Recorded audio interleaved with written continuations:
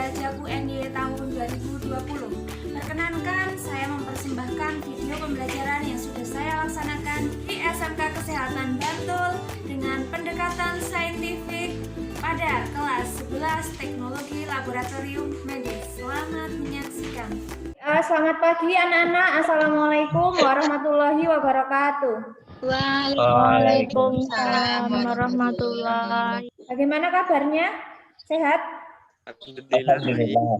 Ya, alhamdulillah. Sebelum kita memulai pelajaran pada pagi hari ini, berdoa dulu ya. Ibu, sebelum mengawali pelajaran pada pagi hari ini, alangkah baiknya kita berdoa menurut agama dan kepercayaan masing-masing. Berdoa dipersilahkan. Cukup. Terima kasih ya Mas Fahrul sudah memimpin doa pada pagi hari ini. Hadir semua atau ada yang sakit? Caca ya kayaknya sakit. Iya, Caca tadi udah pamit dengan Bu Uma katanya sakit. Anak-anak, kemarin kita belajar apa? Masih ingat tidak? Masih. Ya, baik. Apa saja yang sudah kita pelajari kemarin anak-anak? Menulis teks ceramah dengan memperhatikan strukturnya, Bu. Ya, betul sekali ya. Mungkin anak-anak masih ingat langkah dalam menulis teks ceramah itu apa saja? Menentukan topik, aktual, buat kerangka. Yang ketiga tuh dari dibuat, dikembangin jadi teks ceramah. Iya, benar sekali ya Mbak Nianda. Terus setelah ceramah itu ditulis, terus diapakan? Itu Bu, ditukarkan dengan teman, terus disunting, dikembalikan ke kita lagi, baru direvisi agar lebih baik. Iya, benar sekali ya Mas Aziz ya. Nah, kira-kira kesulitan yang kalian alami kemarin ya? Bagian mempersempit topik umum ke topik khusus, terus apa lagi? Memuat isi yang bagus. Itu loh Bu. Kita bahas bareng-bareng ya supaya nanti di menulis berikutnya nanti kalian bisa menulis teks ceramah secara baik dan benar. Nah, pada hari ini kita akan mengulangi ya karena kemarin hasilnya Ibu lihat sudah cukup bagus, namun tadi anak-anak masih mengalami kesulitan, kemudian ada beberapa yang masih salah. Nanti kita perbaiki ya anak-anak ya. Ya. Kemudian indikator pencapaian kompetensi yang pertama adalah menentukan topik. Tujuan pembelajaran kita hari ini adalah melalui kegiatan pembelajaran saintifik peserta didik dapat menentukan topik. Jangan pernah merasa bosan untuk mempelajari menulis teks ceramah ya, karena ini nanti manfaatnya untuk kalian itu macam-macam ya. Nanti jika kalian terjun di masyarakat, kalian pintar membuat ceramah, kemudian pintar menyampaikan ceramah di depan umum, nah seperti itu. Di sini nanti kita akan membahas kesalahan-kesalahan yang kalian alami kemarin. Nah, yang pertama, isi pada tiap bagian struktur masih ada yang kurang tepat. Nah, pada bagian tesis, kemudian pada struktur penutup itu ada beberapa anak itu yang belum membuat penegasan ulang. Nah, pada bagian struktur penutup itu seharusnya kalian menegaskan lagi. Seperti itu ya anak-anak ya. Bisa dipahami? Ya, bisa. Ya. Oke, nah di sini Ibu mengambil contoh ya. Mbak Diva, coba kemarin apa saja kesalahanmu saat menulis teks ceramah? Yang setelah disunting oleh Erika ya kemarin yang menyunting ya.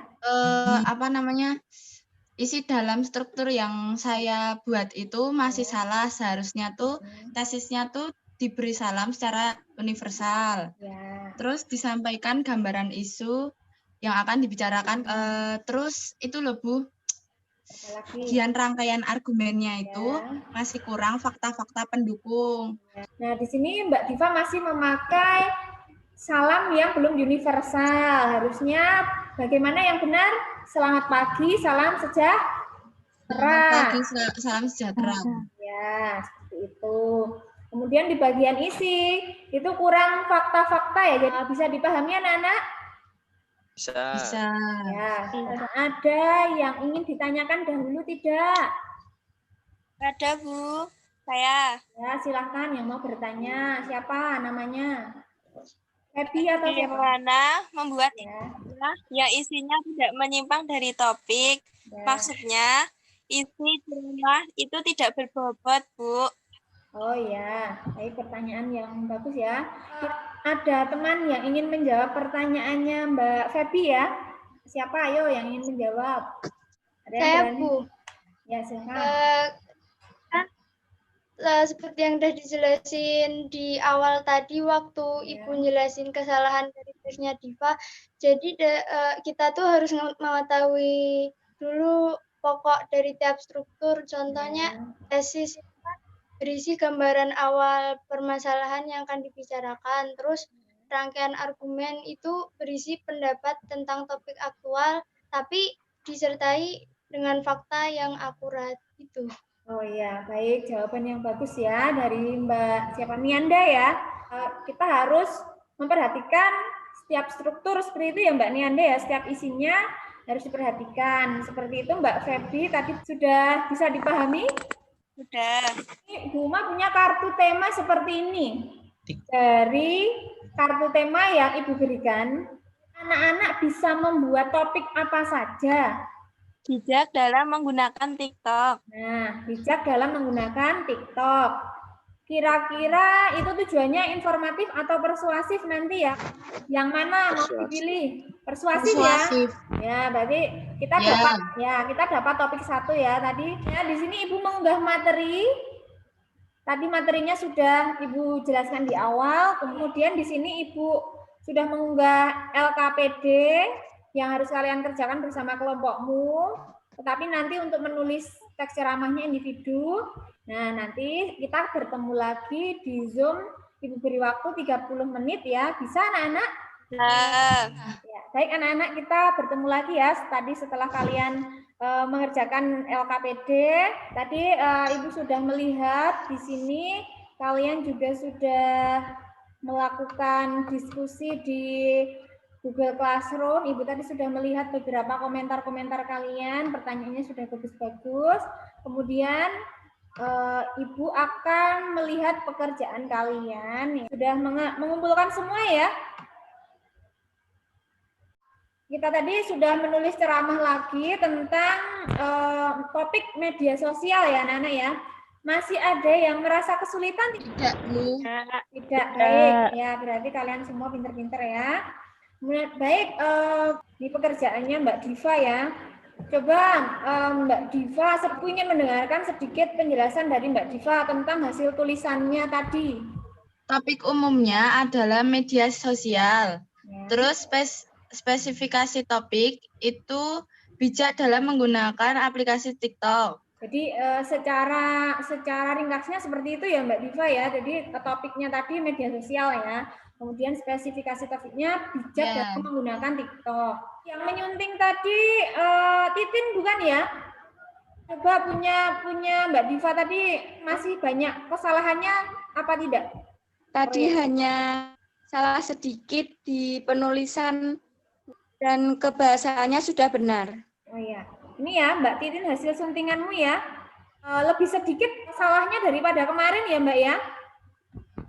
Ya. Iya, Bu. Nah, berarti Ibu tadi juga sudah melihat beberapa pekerjaan anak-anak sudah bagus. Hanya sedikit kesalahan yang terjadi daripada yang minggu kemarin masih dari strukturnya masih salah. Kemudian ejaan dan kebahasaannya kemarin masih banyak yang salah ya. Anak-anak, pembelajaran kita pada hari ini mungkin ada yang ingin membantu Bu Uma untuk merangkum pelajaran. Kita sudah belajar apa saja tadi? Saya Hasna. Ya, silakan Mbak Hasna. Jadi untuk bisa menyusun teks ceramah dengan baik, kita tuh harus memperhatikan isi tiap strukturnya, Bu. Ya, bagus sekali. Ya, benar sekali ya anak-anak. Jadi rangkuman pembelajaran kita hari ini itu ketika kita akan menyusun teks ceramah yang baik, itu kita harus memperhatikan isi setiap strukturnya. Nah, seperti itu anak-anak. Nah, kira-kira ada materi yang ingin ditanyakan lagi apa tidak? Sudah cukup? Ada, Bu. Oh ya, sudah paham semua? Ya. Sudah paham. Nah, Anak-anak di sini Ibu sudah memposting soal evaluasi, silahkan dikerjakan setelah selesai pelajaran. Kalau tidak ada yang ditanyakan, untuk materi minggu depan kita akan belajar tentang cara menyajikan teks ceramah secara lisan. Anak-anak tetap semangat belajar di rumah, tetap jaga kesehatan. Sekian dari Ibu. Wassalamualaikum warahmatullahi wabarakatuh. Waalaikumsalam warahmatullahi When I see you again, when I see you